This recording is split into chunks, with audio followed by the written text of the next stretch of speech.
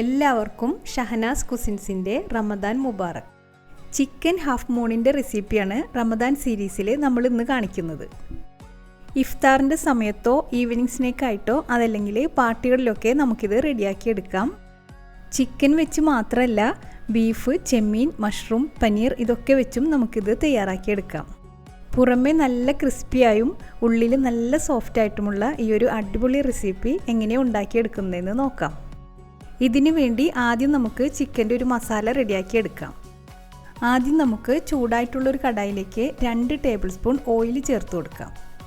Oil നന്നായി ചൂടായി വരുമ്പോൾ അതിലേക്ക് ഒരു വലിയ സവാള ഇതുപോലെ ചെറുതായി കട്ട് ചെയ്തത് ചേർത്ത് കൊടുക്കാം. സവാള ചെറുതായി ഒന്ന് വാടി വരുമ്പോൾ അതിലേക്ക് 1 ടേബിൾ സ്പൂൺ ഇഞ്ചി വെളുത്തുള്ളി പേസ്റ്റ് ചേർത്ത് നന്നായിട്ടൊന്ന് ഇളക്കി കൊടുക്കുക. ഇഞ്ചി വെളുത്തുള്ളിയുടെയൊക്കെ പച്ചമണം മാറി വരുമ്പോൾ അതിലേക്ക് എരിവിനാവശ്യമായിട്ടുള്ള 4-5 പച്ചമുളക് ചെറുതായി കട്ട് ചെയ്തത് ചേർത്ത് കൊടുക്കുക.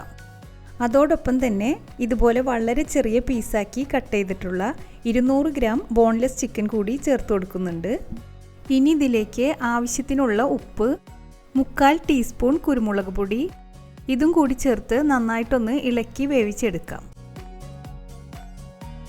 ചിക്കൻ്റെ കളറൊക്കെ ഒന്ന് മാറി വരുമ്പോൾ അതിലേക്ക് 1 ക്യാരറ്റ് ഗ്രേറ്റ് ചെയ്തത്, ചെറുതായി കട്ട് ചെയ്തിട്ടുള്ള 1/2 കപ്പ് ക്യാപ്സിക്കം ഇതും കൂടി ചേർത്ത് നന്നായി മിക്സ് ചെയ്ത ശേഷം 1-2 മിനിറ്റ് കുക്ക് ചെയ്തെടുക്കുക.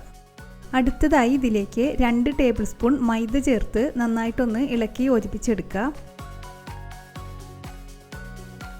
ഇനി 1 കപ്പ് പാല് കൂടി ചേർത്ത് നമുക്കിതൊന്ന് കുക്ക് ചെയ്തെടുക്കണം. പാലും മൈദയും ഒക്കെ നന്നായി വെന്ത് ഒന്ന് തിക്കായി വരുമ്പോൾ ഫ്ലെയിം ഓഫ് ചെയ്ത ശേഷം ഇതിലേക്ക് 1/3 കപ്പ് സ്പ്രിംഗ് അണിയൻ ചേർത്ത് നന്നായി ഒന്ന് മിക്സ് ചെയ്ത് കൊടുക്കണം. ഇതിന് പകരം മല്ലിയില ചേർത്ത് കൊടുത്താലും മതി. സ്പ്രിംഗ് അണിയൻ ചേർത്ത് കൊടുക്കുകയാണെങ്കിൽ നമ്മുടെ മസാലയ്ക്ക് ഒരു വെറൈറ്റി ഫ്ലേവർ കിട്ടും. അങ്ങനെ നമ്മുടെ മസാല റെഡി ആയിട്ടുണ്ട്. ഇനി ഹാഫ് മൂണിന് വേണ്ടി ഒരു ഡോ തയ്യാറാക്കണം. ഒരു കടായിലേക്ക് 1.5 കപ്പ് വെള്ളം ചേർത്ത് കൊടുക്കാം.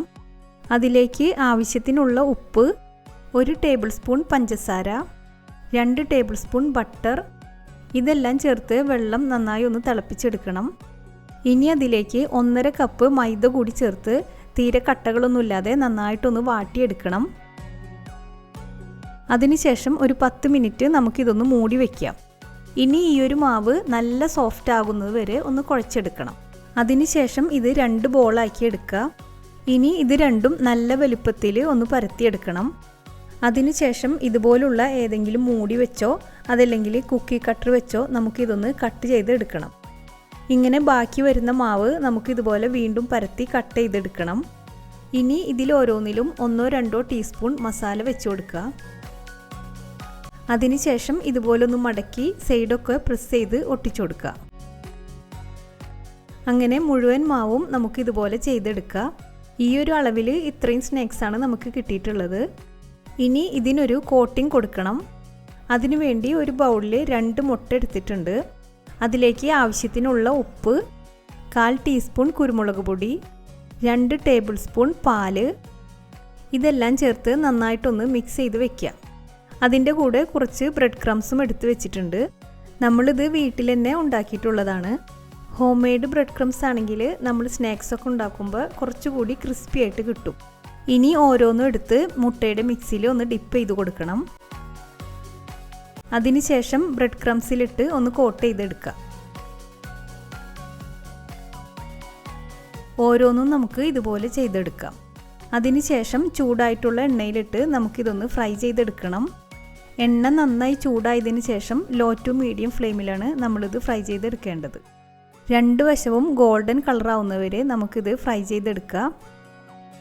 അങ്ങനെ നമ്മുടെ അടിപൊളി ടേസ്റ്റി ആയിട്ടുള്ള ചിക്കൻ ഹാഫ് മൂൺ പൈ ഇവിടെ റെഡി ആയിട്ടുണ്ട്. എല്ലാവരും ഒന്ന് ട്രൈ ചെയ്ത് നോക്കണം. നമ്മുടെ വീഡിയോസൊക്കെ ഇഷ്ടമാവുന്നുണ്ടെങ്കിൽ ലൈക്കും ഷെയറും സബ്സ്ക്രൈബൊക്കെ ചെയ്തൊന്ന് സപ്പോർട്ട് ചെയ്യണം. പുതിയൊരു റെസിപ്പിയുമായി നമുക്ക് വീണ്ടും കാണാം. Thanks for watching.